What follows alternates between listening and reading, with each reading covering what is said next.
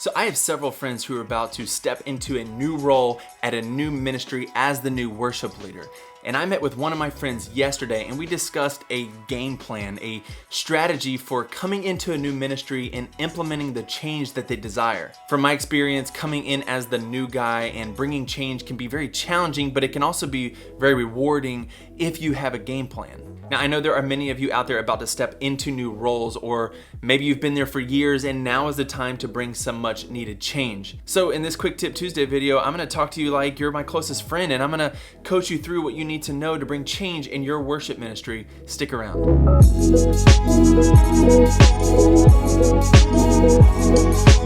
All right, if you're still here, that means that God's about to send you into a new worship ministry, or He's about to send you into a new season in the ministry that you're currently in. Hey, but before we dive in, if you don't know, we're in the middle of a giveaway. I'm actually giving away this pedal right here. My last 3 videos were about this pedal. It's the brand new Jet Pedals Revelation Reverb version 2, now with MIDI. If you haven't seen those, you can go check those out on the channel after this video. But the reason I'm giving this away, and I can't believe this, but the other day we passed 1,000 subscribers. For those of you who don't follow Hey Worship Leader on Instagram, the other day I shared how I had a secret goal to reach 1,000 subscribers in a year. And I posted my first video on August 23rd, 2019. And because of y'all, we reached that goal over a month early. So I wanted to celebrate with you all, because if it weren't for you, this channel would be nothing. And I wanted to give back to y'all. And so since I'm into electric guitar gear, I wanted to give away this very valuable pedal. I'll put a link to the giveaway details down in the description, also links to the other videos so you can go check out what this pedal sounds like.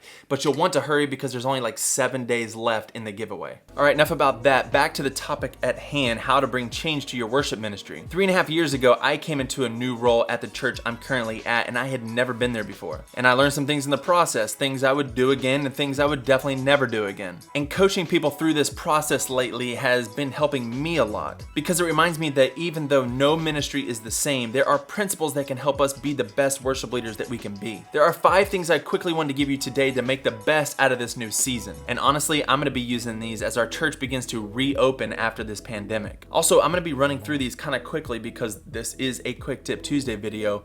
But if there's one of these points or tips that you want me to go a little deeper into, just let me know down in the comments. So, number 1, and these are not in any kind of order other than maybe order of offensiveness, because let's be honest, if I say the first thing I want you to do is pray, you're probably gonna click off the video. Now, I do want you to pray. You should pray through this next season, but one of the things I want you to do when you get there is to re-audition everyone. What this does is it allows you to get to know everyone on the team, and it allows them to get to know you. Now, I said re-audition everyone, and I wouldn't necessarily recommend calling it an audition, but you wanna get to know everyone on the team on a personal level. You want to hear their testimony. You want to hear why they want to serve on the worship team. You may find that some people are burnt out. You may find that some people don't want you there. And you can also see if anyone's been grandfathered in who doesn't need to be there. Someone whose commitment or talent level isn't where it needs to be. But I did say audition because you want to be able to hear and see their gifting. This helps you know what you're working with as a leader who's responsible for each of them. I mentioned this step because this is one of the things that I did when I got to the ministry that I'm at now. And if I ever go to a new ministry, I'm going to do it again. What I did is I led from acoustic for the first month without scheduling anyone.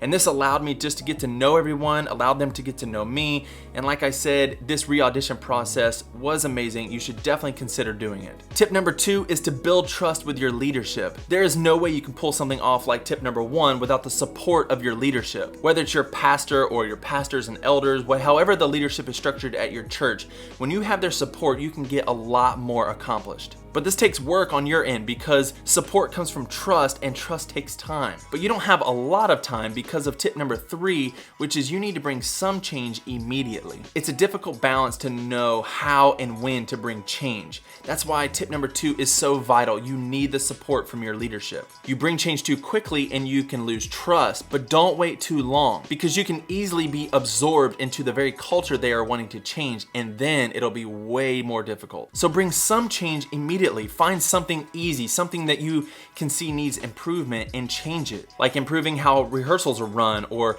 being more efficient with your team's time, or implementing a new worship team devotional. Use your wisdom here and begin that culture of pursuing excellence through change. Number 4, build trust with your people. Just like you need to build trust with your leadership, you also need to build trust with your congregation. When people trust you, they are way more likely to put up with your mistakes, and trust me, you're going to make mistakes. So the best way to build trust, in my experience, is to always put people first. Show them that you care for them like a shepherd cares for their sheep, and then you can cast vision for where you want to take them. You definitely need to be casting vision to your team, and you also need to share this vision with your church. Whether you get to stand up on stage and speak to your church like I did when I first got to the church I'm at, or you do it in small increments during your call to worship moments in each service. However you do it, just make sure that they know that you care for them, and then lead them. Cast the vision for where you want to take them. Number 5, implement with purpose. Now, what do I mean by that? Well, say you come in and you immediately want to get rid of music stands, or you immediately want to implement a click with in-ear monitors. Those can be big changes that can cause division right up front, trust me. But when you implement with purpose, that means you have a reason that you can articulate. It helps you answer the questions like, why do you want to run a click? Why is it so important to you to get rid of music stands? And while I think there are good reasons for both of those things, if you haven't thought through the why, you're setting yourself up for disaster. So this last tip is think through everything that you want to change and implement it with purpose. This means you don't do something because you just saw it on the internet or on TV, or you saw another church doing it, or this is how they did it at the church I came from, so it must be right. God has sent you to this new ministry, so lead this new ministry. You need to lead the church you're at now, and pray and ask God to know what's best for your new ministry. So quick question for you. I would love to hear what changes you've made in your worship ministry, whether they were successful or not. Tell your story down below in the comments. We would love to hear it, and maybe your story can help someone else. I hope today's video was helpful for you. If it was, can you please like it and share it? Also, please subscribe to the channel if you haven't already, and click the notification bell. From there, you can customize your notification settings so you don't miss out on anything new. Also, remember to click the link in the description so you can enter to win the giveaway. Hope you guys have a good day. I'll see you next time. Bye.